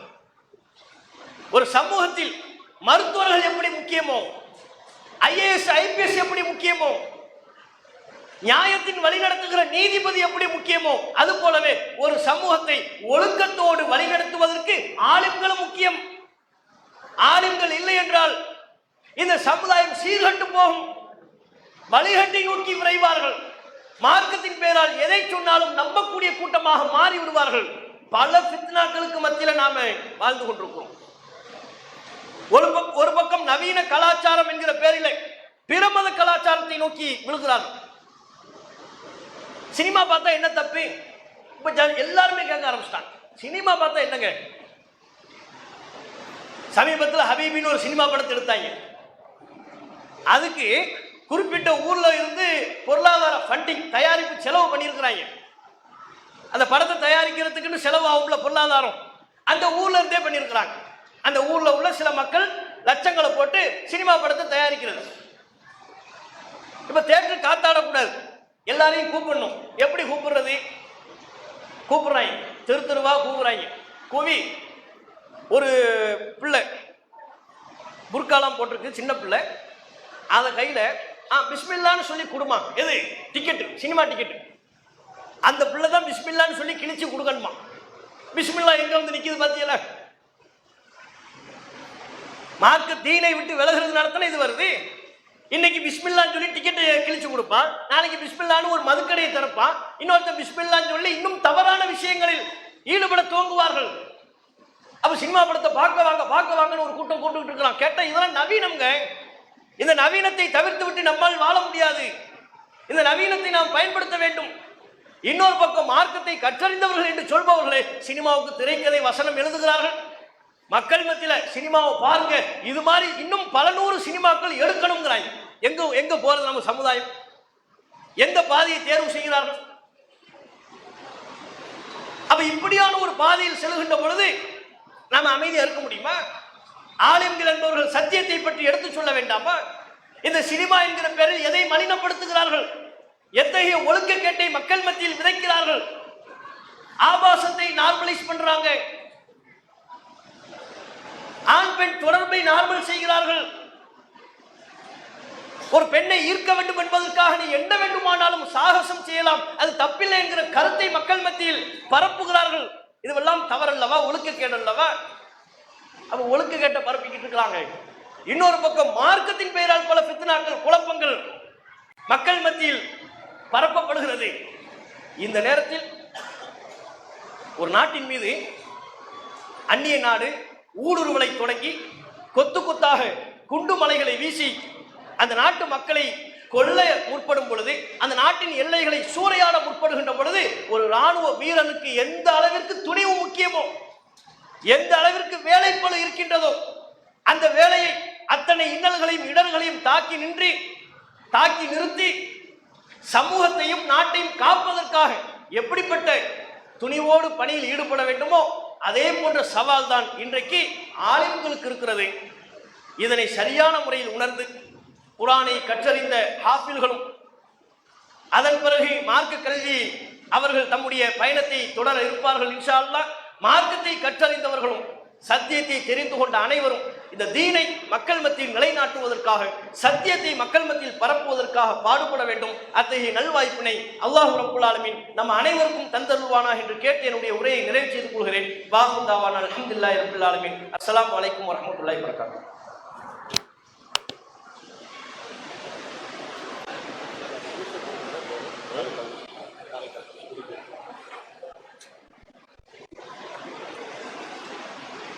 இறுதியாக எம்ஏஎஸ்சி மற்றும் ஃபுல் மாணவர்களின் பட்டமளிப்பு மற்றும் பரிசளிப்பு நிகழ்ச்சி நடைபெற உள்ளது. அதில் பரிசளிக்கக்கூடிய ஃபுல் மதரசாவின் ஆசிரியர் அலி, அபுபக்கர், சுலைமான், ரைஹான் மற்றும் இ முகமது, இ ஃபாரூக், சையத் அலி, அம்ஜத், உமர், திருச்சி மாவட்ட தலைவர் மற்றும் முன்னாள் மதரசாவின் ஆசிரியர் அலஸ் ஆகியோர் மேடையில் இருக்குமாறு அன்புடன் கேட்டுக்கொள்கிறோம். இப்பொழுது ஃபுல் மதரசாவினுடைய பட்டமளிப்பு நடைபெற உள்ளது. அதற்கு முன்பாக அவர்களுக்கு கொடுக்கக்கூடிய ஒரு சிறப்பான ஒரு பரிசு, அந்த பரிசில் என்ன இருக்கிறது என்பதை பற்றி இஸ்லாமிய கல்லூரியின் பேராசிரியர் ஹஃபீஸ் அவர்கள் சற்று நேரம் உங்களுக்கு விளக்குவார். அஸ்ஸலாமு அலைக்கும் வரஹ்மத்துல்லாஹி வபரகாத்துஹு. அன்பிற்குரிய சகோதர சகோதரிகளே, நடைபெற்றுக் கொண்டிருக்கிற இந்த பட்டமளிப்பு நிகழ்ச்சியில் அத்தக்வா ஹிஃப்ஸ் மதரசா மாணவர்கள், பட்டம் பெறுகிற மாணவர்களுக்கு வழங்கப்பட இருக்கிற அந்த பரிசு பொருட்களில் நாம் இந்த டிஜிட்டல் குர்ஆனையும் வழங்க இருக்கிறோம். இந்த குர்ஆனை பொறுத்தவரை இது தஜ்வீத் அந்த கலர் கோட்டனோட இடம்பெறுவதோடு மட்டும் இல்லாமல், இப்போ இந்த திருமறை குர்ஆனை மனனம் செய்திருக்கிற மாணவர்கள் அதை இன்னும் அவர்கள் அதோடு தொடர்பில் இருப்பதற்கான பல்வேறு வாய்ப்புகளை இந்த குர்ஆன் ஏற்படுத்தி தருகிறது. இப்போ இந்த டிஜிட்டல் இந்த பெண்ணை நாம் கொண்டு போய் ஒரு வசனத்திற்கு அருகில வைக்கும் பொழுது அது ஓதும். இதே மாதிரி பல்வேறு காரியங்களுடைய கிராத்துகளை மாற்றிக்கொள்ளலாம்.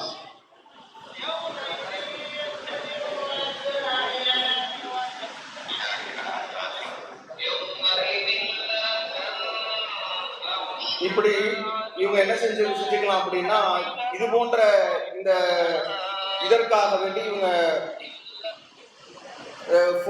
மொபைல் போன்களை பயன்படுத்துவதற்கு மாற்றாக இதை அந்த கவன சிதறல்கள் ஏற்படாத வகையில் இதிலேயே அவங்க அந்த கிராத்துகளை கேட்டு தங்களை மேம்படுத்திக் கொள்ளலாம். குர்ஆன் சார்ந்த பல்வேறு கல்விகளும் இதில் இருக்குது. இந்த வார்த்தைகளுக்கான விளக்க உரை இருக்குது, அந்த வார்த்தைகளுக்கான அர்த்தங்கள் ஆங்கிலத்தில் தமிழில் இப்படி அது ஓதுகிற வகையில் இதுல அந்த வேலைகளும் இதுல இருக்குது. அந்த சபப் நுசுல்னு சொல்லப்படக்கூடிய இறக்கப்பட்டதற்கான காரணம், அதுக்கு தோதுவான ஹதீசுகள் என்கிற வகையில பல்வேறு சிறப்புகள் இதுல இருக்குது. இதோடு மட்டும் இல்லாம இதுல இடம்பெறுகிற அந்த புத்தகங்கள்னு பார்த்தீங்கன்னா சஹீஹ் புகாரி என்கிற அந்த முழு புத்தகத்தினுடைய அந்த அரபு வாசகங்களையுமே முழு கித்தாபையுமே இது நம்ம எந்த ஹதீஸ் இலக்கத்துல வைக்கிறோமோ அது இப்படி இந்த வகையில அந்த முழு ஹதீஸையுமே இது வாசித்து காமிக்கும். இதே மாதிரி சஹீஹ் முஸ்லிம், ரியாலு சாலிஹீன் போன்ற அந்த நூட்கள் இருக்கிற அந்த எண்கள் இதில் இடம்பெற்றிருக்கும். அதில் அவங்க வைக்கும் பொழுது அந்த ஹதீஸினுடைய அந்த வாசகங்கள் அது சொல்லுகிற வகையில் அமைந்திருக்கிறது. இது மாதிரி குர்ஆனில் இருக்கிற அந்த துஆக்கள் மற்றும் இது மாதிரியான சில சிறப்பம்சங்களை இது உள்ளடக்கி இருக்குது. அப்ப இந்த ஹிஃப்னு மாணவர்கள் அந்த குர்ஆனை எப்படி உள்ளத்தில் ஏந்தி மனனம் செய்திருக்கிறார்களோ அதை வாழ்க்கையாக அவர்கள் ஆக்க வேண்டும். இன்னும் அதோடு தொடர்பில் இருந்து அதிகம் திருமறை குர்ஆனோடு உள்ள அந்த தொடர்புகளை அதிகப்படுத்தி கல்வியிலே சிறந்து விளங்க வேண்டும் என்கிற நோக்கத்தின் கீழே இந்த பரிசை நாம் கொடுக்க இருக்கிறோம். இதற்காக உதவிய சகோதரர்களுக்கும் அல்லாஹ் நல்லருக்கு புரிய வேண்டும் என்கிற பிரார்த்தனையோடு முடிக்கிறேன்.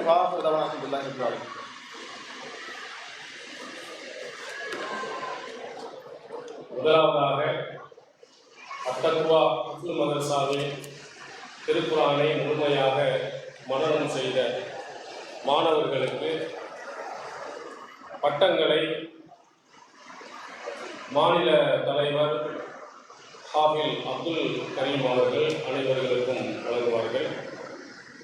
நசீம் ஷா இப்னு சைஃபுல் நிலாமினுடைய மகனார் நசீம் ஷா, அகமது சாபீர் இப்னு அஜ்மல் கானினுடைய மகன் அகமது சாபீர். இந்த இருவருக்கும் ஹிஃப்னு மதரசாவினுடைய ஆசிரியர் ஹனீஃப் அவர்கள் பரிசுகளை வழங்குவார்.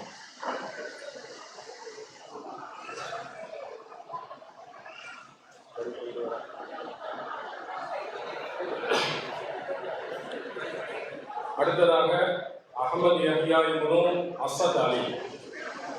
அசத் அலியினுடைய மகனார் அஹமது யஹ்யா, அப்துல் ரஹ்மான் இப்னு ஜாஹிர் ஹுசைனுடைய மகனார் அப்துல் ரஹ்மான். இந்த இருவருக்கும் ஹிஃப்னு மதரசாவினுடைய ஆசிரியர் அபூபக்கர் அவர்கள் வருவார்.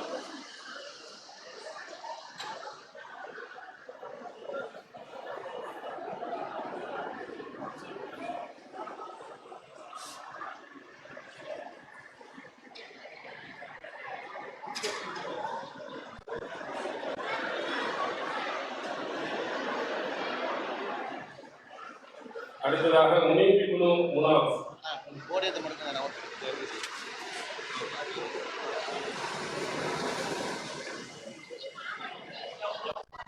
முனாஃபினுடைய மகனார் முனீப், முகமது லுக்மான் என்ற ஜைனுல் ஆபிதினுடைய மகனார் முகமது லுக்மான்.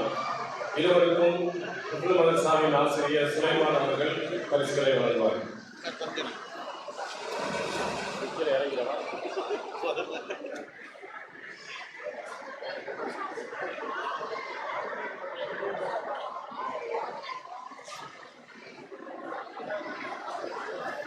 அடுத்ததாக முகமது அப்துல் கலாம் இப்னு ஹலீலுர் ரஹ்மானினுடைய மகனார் முகமது அப்துல் கலாம், ஆக்கில் இப்னு முஸ்தாக் அகமதின் மகனார் ஆக்கில். இருவருக்கும் ஹிஃப்னு மதரசாவினுடைய ஆசிரியர் ரைஹான் அவர்கள் பரிசுகளை வழங்குவார்.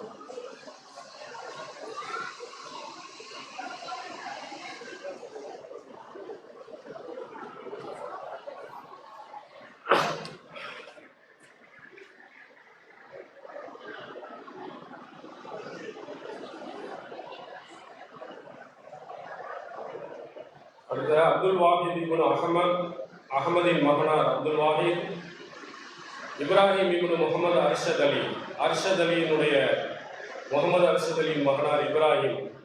இருவர்களுக்கும் முகமது மேலாண்மை குழு உறுப்பினர் அவர்கள் பரிசு வழங்குவார்கள்.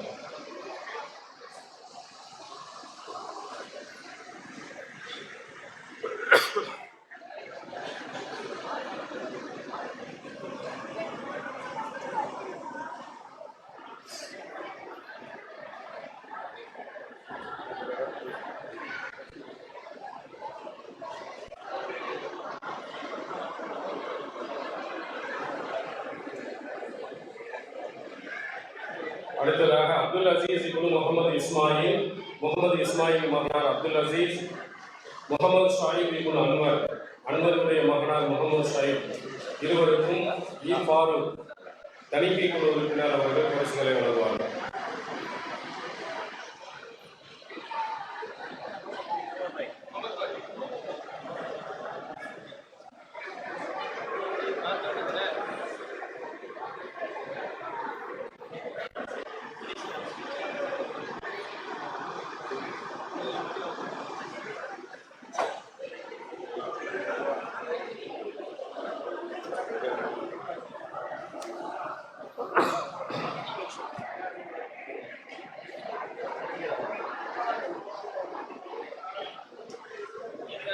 முகமது இர்ஃபான் இப்னு சையது அபு தாஹிர்,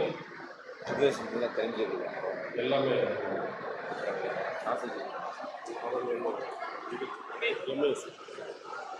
முகமது இர்ஃபான் இப்னு சையத் அபு தாஹிர், அபு தாஹிருடைய மகனார் முகமது இர்ஃபான், அர்ஷத் இப்னு முகமது ரியாவுடைய முகமது ரியாவினுடைய மகனார் அர்ஷத், இருவர்களுக்கும் சையத் அலி அவர்கள் தணிக்கை குழு உறுப்பினர் அவர்கள் பரிசுகளை வழங்குவார்கள்.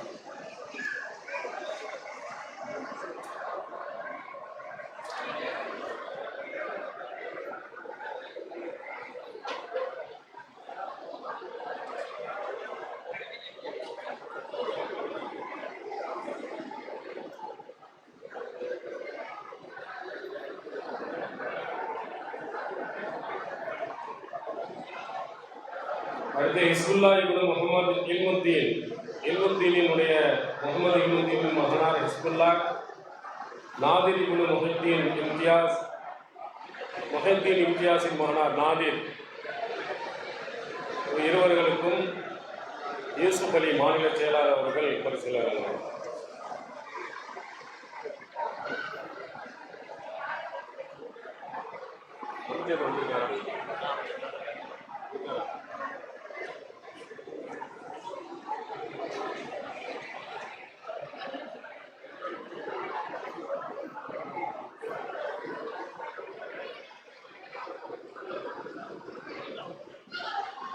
முகமது ஹனீஃப் இப்னு தாஹிருடைய மகனார் முகமது ஹனீஃப் அவர்களுக்கு மாநில செயலாளர் அம்ஜத் அவர்கள் பரிசுகளை வழங்குவார்.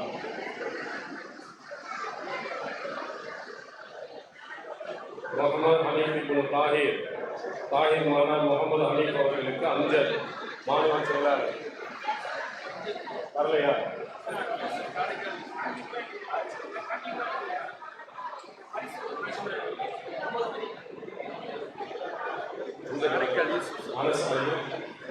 அனஸ் முன்னாள் மதரசாவின் ஆசிரியர் அவர்கள் முகமது ஹனீஃப் இப்னு தாஹிர் அவர்களுக்கு வழங்குவார்கள்.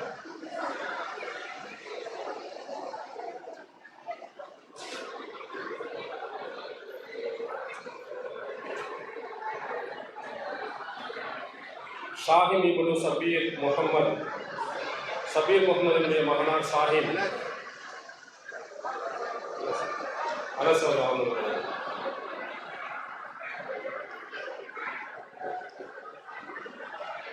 சையத் உமர் இப்னு சையத் முஹித்தீனுடைய மகனார் சையத் உமர், அகமது ஜுபைர் இப்னு உஸ்மான் ஹபீபினுடைய மகனார் அகமது ஜுபைர், இருவருக்கும் திருச்சி மாவட்ட தலைவர் உமர் அவர்கள் பரிசுகளை வழங்குவார்.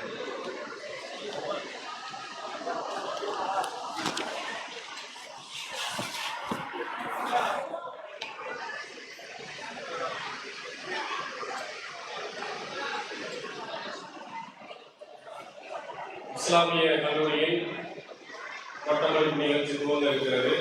முதலாவதாக மாநில மேலாண்மை குழு தலைவர் சம்சுல்லா ரஹ்மானி அவர்கள் பட்டங்களை வழங்குவார்கள். 2018-2023 கல்வியாண்டில் படித்து பட்டம் பெற்றவர்கள் முகமது ரிஸ்வான் இப்னு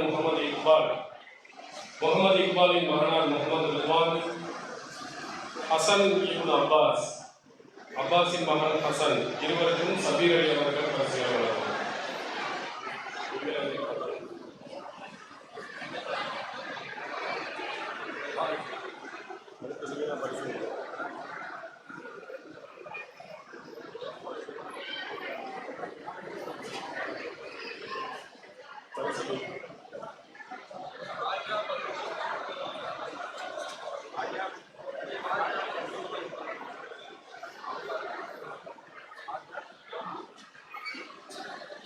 ஹாஜா வஹருதீன் மகன் முகமது ரிவானா.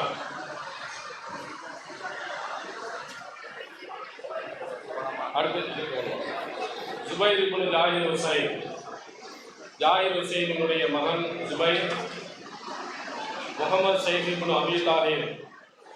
அபு தாஹிருடைய மகன் முகமது ஷைக். இருவருக்கும் ஹமீது ரஹ்மான் இஸ்லாமிய ஒரு பேராசிரியர் அவர்கள் பரிசுகள் வழங்குவார்.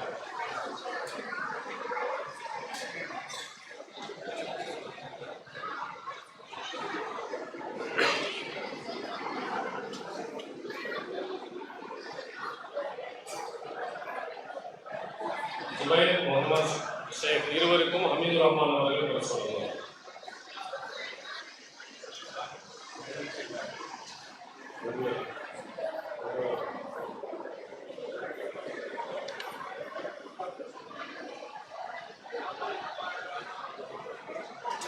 அபூபக்கர் சித்திக் இப்னு முகமது யாசின். முகமது யாசினின் மகன் அபூபக்கர் சித்திக். முகமது அபூபக்கர் சித்திக் இப்னு அப்துல் ரஹ்மானின் மகன் முகமது அபூபக்கர் சித்திக். இவருக்கும் கல்லூரி பேராசிரியர் ஹபீஸ் அவர்கள் பரிசுகளை வழங்குவார்.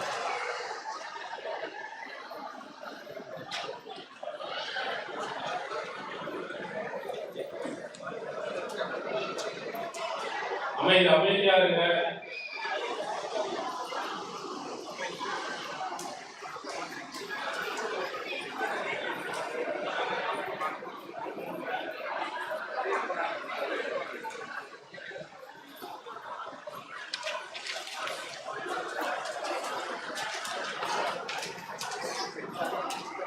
அடுத்ததாக பட்டம் வாங்கின மாணவர்கள் இருங்க, குரூப் போட்டோ எடுக்கணும், அதனால போயிடாது. இப்பொழுது மாணவர்கள் 2019 முதல் 2024 வரை கல்வியாண்டை முழுமையாக முடித்து பட்டம் பெறக்கூடிய மாணவர்களுக்கு கல்லூரி பேராசிரியர் மேலாண்மை குழு உறுப்பினர் எம்.ஐ. சுலைமான் அவர்கள் சான்றிதழ்களை வழங்குவார்கள். ஹாரூன் இப்னு மூர்த்தி அவர்களுடைய மகன் ஹாரூன். இவர்களுக்கான பரிசை கல்லூரியினுடைய முதல்வர் முகமது ஒலி அவர்கள் வழங்குவார்கள். தௌஹீத் இப்னு நூர் முகமதுடைய மகன் தௌஹீத். மறைக்கிறது பேடி தெரிய மாட்டேங்குது.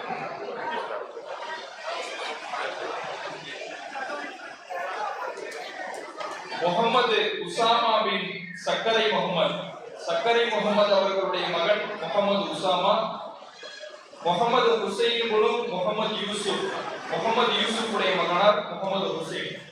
இவர்களுக்கான பரிசுகளை கல்லூரி துணை முதல்வர் கோவை ரஹ்மத்துல்லா அவர்கள் வழங்குவார்கள்.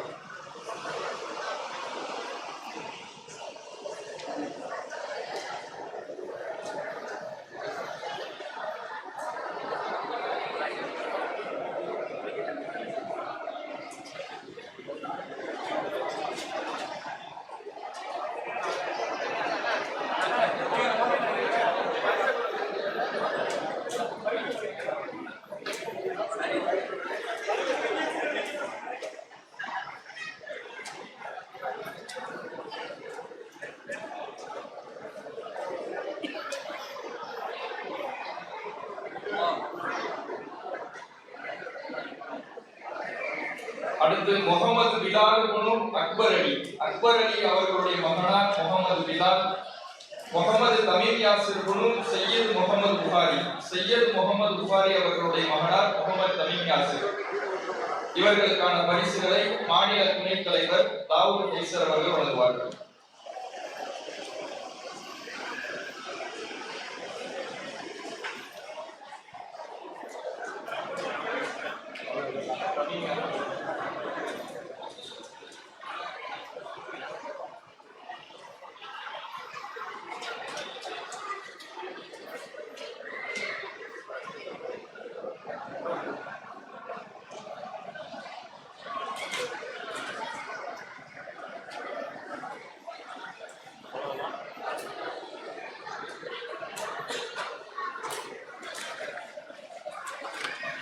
அடுத்து பட்டங்களை வழங்க மாநில தணிக்கை குழு தலைவர் MS சுலைமான் அவர்கள்.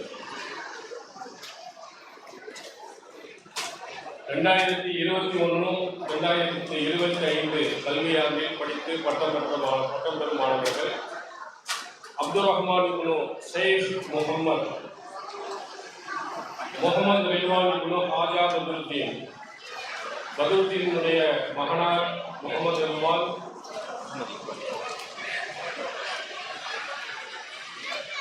பேர் மாற்றி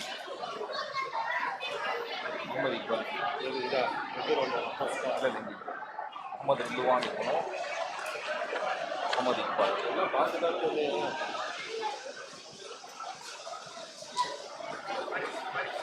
பரிசுகளை மாநில பொதுச் செயலாளர் முஜிப் அவர்கள் வழங்குவார்கள். அப்துல் ரஹ்மான் ஷேக் முகமதுடைய மகனார் அப்துல் ரஹ்மான், முகமது ரில்வான் முகமது இக்பாலினுடைய முகமது இக்பாலின் மகனார் முகமது ரில்வான், இருவருக்கும் முஜிபுர் ரஹ்மான் அவர்கள் வழங்குவார்கள்.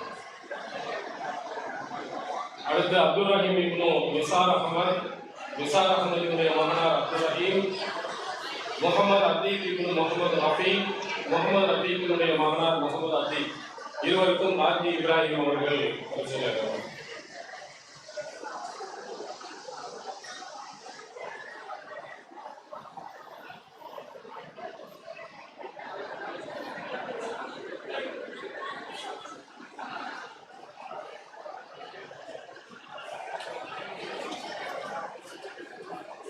முகமது ரியாத் இப்னு அபு தாஹிருடைய மகனார் முகமது ரியாத், அப்துல் ஹமீத் இப்னு பஷீரினுடைய மகனார் அப்துல் ஹமீத், இருவர்களுக்கும் அன்சாரி மாநில செயலாளர் அவர்கள் பரிசுகளை வழங்கினார்.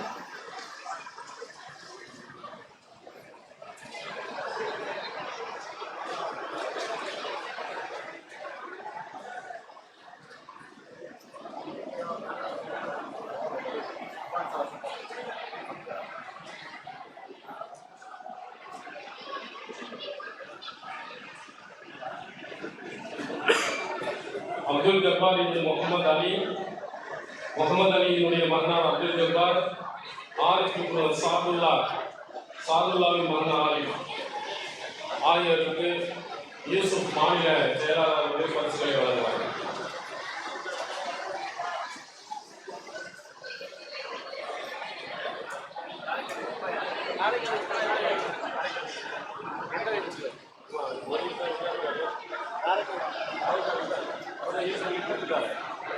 காரைக்கால் யூசுப்,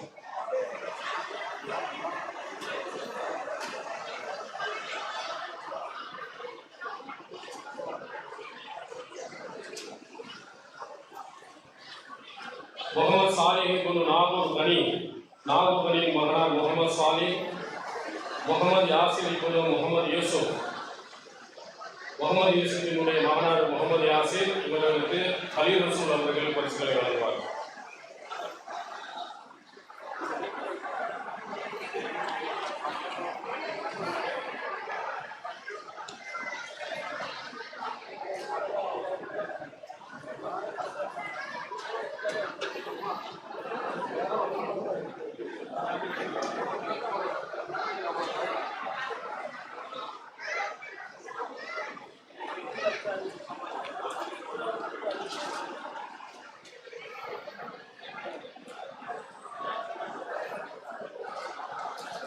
ரெண்டாயிரத்தி 2022-2026 கல்வியாண்டில் படித்த மாணவர்களுக்கு அப்துல் நாசர் அவர்கள் பட்டங்களை வழங்குவார்கள்.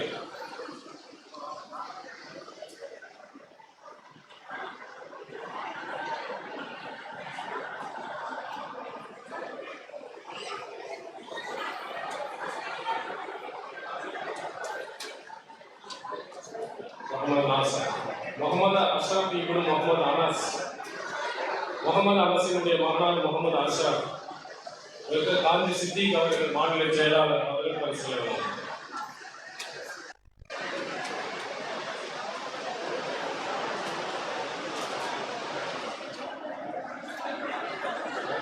முகமது அசாருத்தீன் இப்னு அப்துல் நாசிர்,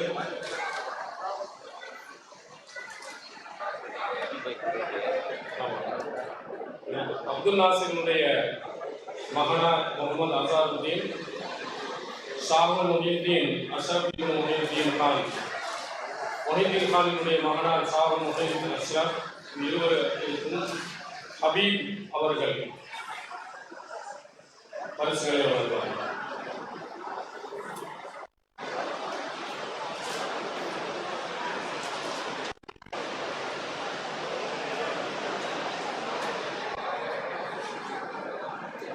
அடுத்து அபூ தல்ஹா இப்னு சுலைமான் அவர்களின் மகனார் அபூ தல்ஹா, முகமது ரிலா இப்னு இஸ்மாயிலுடைய மகனார் முகமது ரிலா. இருவருக்கும் மாநில செயலாளர் சையத் முகமது அவர்கள் பரிசுகளை வழங்குவார்கள்.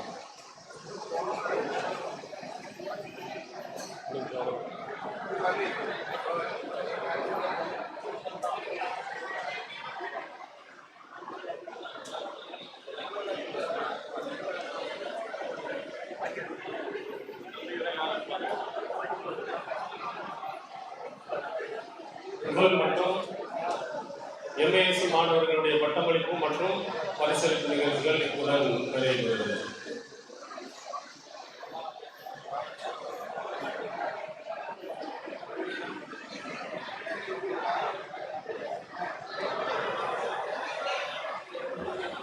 அஸ்ஸலாமு அலைக்கும் வரஹ்மத்துல்லாஹி வபரகாத்துஹு.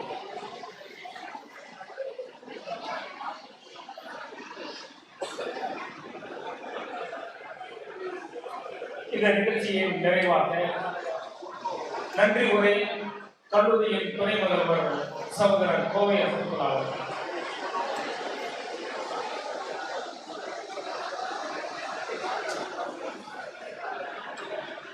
அஸ்ஸலாமு அலைக்கும் வரஹ்மத்துல்லாஹி வபரகாத்துஹு. கண்ணியத்திற்குரிய சகோதர சகோதரிகளே, தாய்மார்களே, அல்லாஹ்வுடைய மாபெரும் அருளால் தமிழ்நாடு தௌஹீத் ஜமாஅத்தினுடைய மார்க்க கல்வி நிறுவனங்களான இஸ்லாமிய கல்லூரி 25 ஆண்டுகளை நிறைவு செய்திருக்கிறது. அத்தக்குவா ஹிஃபுல் மதரசா சுமார் 8 ஆண்டுகளை கடந்திருக்கிறது. இந்த இஸ்லாமிய கல்லூரி முதல்ல இந்த ஏகத்துவ தலைமுறையை ஆலிம்களை உருவாக்க வேண்டும் என்பதற்காக இன்றைய தென்காசி மாவட்டத்தில் கடையநல்லூர்ல துவக்கமாக 10 ஆண்டுகள் 2000 2010 வரைக்கும் அங்கே நடத்தப்படுகிற பொழுது வாடகை கட்டிடத்தில் நமக்கு இடம் கொடுத்து அங்கே பல்வேறு எதிர்ப்புகளுக்கு மத்தியில் எங்களை எல்லாம் அந்த ஊரில் உள்ள கொள்கை சொந்தங்கள் தங்களுடைய வீட்டு பிள்ளைகளை போன்று எங்களை அனுசரித்து பல ஒத்துழைப்புகளோடு அந்த மதரசா நடைபெற்று வந்தது. அந்த ஊர் மக்களுக்காகவும் அதற்கு பிறகு மேலப்பாளையத்திலே மஸ்ஜித் ரஹ்மானிலே இயங்கி வந்த இந்த மதரசா அந்த மேலப்பாளையத்து மக்கள் பொதுவாகவே பொருளாதாரத்திலே ரொம்ப கீழ்நிலையில் இருக்கின்ற மக்களாக இருந்தாலும் அர்ப்பணிப்பிலும் அறவழி களத்தில் போராட்ட களத்திலும் முனைப்போடு இடம் கொடுக்கக்கூடிய மக்கள். அந்த மக்கள் தங்களுடைய பிள்ளைகளாக இந்த மதரசா மாணவர்களை அரவணைத்து பல ஒத்துழைப்புகளை நல்கி அந்த மதரசா இயக்குவதற்கு காரணமாக இருந்தார்கள். அவர்களுக்கும் பிறகு திருச்சியிலே அல்லாஹ்வுடைய மாபெரும் அருளால் ஜமாத்திற்கு சொந்தமாக ஒரு இடத்தை கொடுத்தார். இங்கே அப்பல்லோ ஹாஸ்பிட்டல் பேக் சைடில் பால்கனி அருகில் அந்த இடத்துல பிரம்மாண்டமாக அல்லாஹ்வுடைய அருளால சுமார் 100-150 மாணவர்கள் தங்கக்கூடிய வசதியில கட்டிடம் கட்டப்பட்டு இன்றைக்கு இயங்கிக் கொண்டிருக்கின்ற இந்த மதரசாவுக்கு இடம் கொடுத்த சகோதரர் அவரையும் இந்த நிகழ்ச்சிக்கு நாம அழைச்சிருந்தோம். குடும்பத்தோடு வந்து மக்களோடு மக்களாக அமர்ந்து கலந்து இந்த மாணவர்களுடைய பல்வேறு திறமைகளை அவர்களுடைய அந்த கிராத்துகளாக இருக்கட்டும் மற்ற நிகழ்வுகளை பார்த்து சென்று விட்டார்.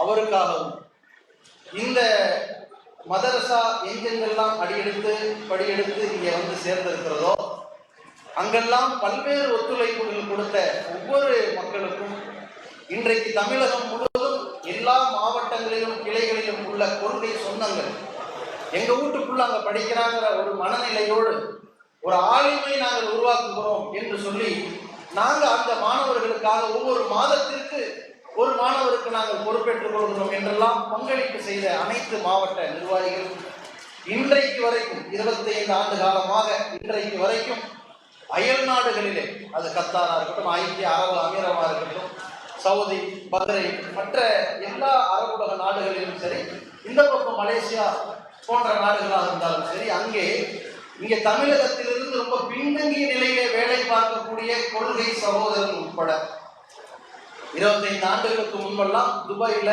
ஒரு குழுவினர், இன்னைக்கு பனைக்குளம், ராமநாடு போன்ற பகுதிகளில் இருக்கிறாங்க, அவர்களால் இங்கே வர முடியல. அந்த குழுவினர் எல்லாம் இப்படி ஒரு மதரசா நடத்தணும் என்பதற்காக ஏழை சகோதரர்கள் என்ன செய்வாங்கன்னா, ஒரு கொக்கோ கோலா டிம் இருக்கு பாருங்க, அந்த இரும்பு டிம், அது கிடைச்சுன்னா ஒரு திருகம் கிடைச்சிடும், அதை கொண்டு வந்து இந்த இஸ்லாமிய கல்லூரிக்குன்னு சொல்லி உண்டியில் போட்டுருவாங்க.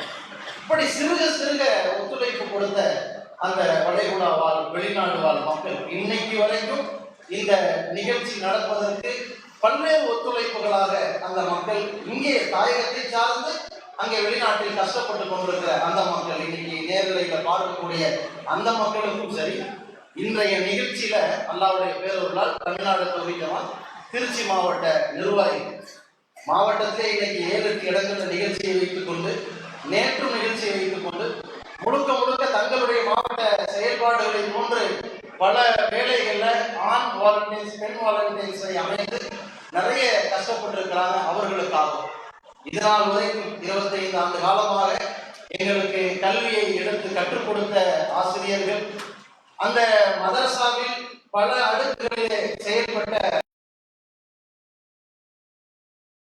அமைத்து கொடுத்து எங்களுக்காக உணவளித்த அந்த சமையல்காரர்கள், இப்படி இந்த ஜமாத்திலே இந்த கல்வி நிறுவனத்தில்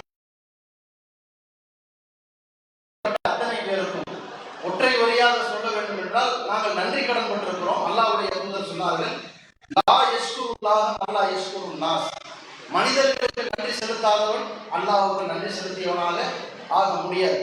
இவர்கள் அனைவருக்கும் நாங்கள் அனைவரும் நன்றி கடன் பட்டிருக்கிறோம். அதற்காக அவர்களுக்காக நாம் ஒரே வார்த்தையாக ஜஸாக்குமுல்லாஹ், அல்லாஹ் உங்களுக்கு மிகப்பெரிய நன்மையை வழங்குவான் என்று பிரார்த்தனை செய்வதோடு கூடுதலாக நாம் சொல்வது, நீங்கள் விதைத்த விதை இன்றைக்கு எப்படி வளர்ந்திருக்கிறது, இன்றைக்கு எப்படி நீங்கள் அறுவடை செய்திருக்கிறீர்களோ இது ஒரு பகுதிதான். கடந்த விதத் ஒழிப்பு மாநாட்டில் பல மாணவர்கள் வெளிவந்தார்கள். அதற்கு முன்பாக பட்டமளிப்பு நிகழ்ச்சி நடந்தது. இப்படியாக நூற்றுக்கணக்கான ஆலயங்கள் உருவாகி வெளிவந்தாங்க. வெளிவந்த ஆலயங்கள் கூட சிலருக்கு இன்றைக்கு தமிழகத்தில் பல்வேறு இடங்களில் நிகழ்ச்சி அவங்க கலந்து கொள்ள முடியல. சில சகோதரர்கள் வெளிநாட்டில் வேலை பார்த்து கொண்டிருக்கிறார்கள், அவர்களால் கலந்து கொள்ள முடியல. அவர்களுக்கும் சரி, இங்கே சிரமப்பட்டு வந்த மக்களுக்காக